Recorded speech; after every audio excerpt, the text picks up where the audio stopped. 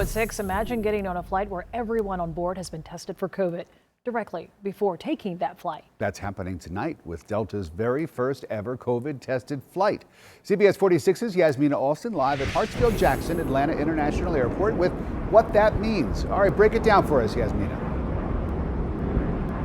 Well, Rick, the goal is to have a COVID-free flight because everyone has to take 2 coronavirus tests before they can even get on the plane, and those, of course, have to come back negative. Now, that first flight is actually leaving tonight, flying nonstop from Atlanta to Amsterdam. We are once again opening Atlanta to the world.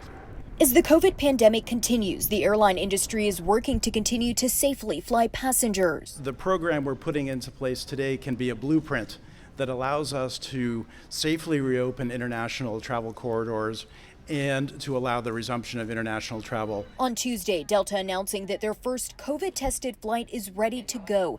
Departing from Atlanta on Tuesday night and flying nonstop to Amsterdam, the flight requires all on board to get tested 3 times before the flight date, prior to boarding, and at arrival. Customers who travel on these flights who test negative at all 3 stages of that process will then be allowed to fly and be exempt from quarantine on arrival in Rome or Amsterdam. They'll check in, go through the repeat symptom checker, and have their temperature tested. This is where the pre-boarding rapid test happens, in this area right next to the gate. Each passenger then waits in this room for their results. If you're negative, you can get on the flight, but that doesn't mean you still won't have safety protocols while in the sky. So this is really a layer above and beyond those protocols.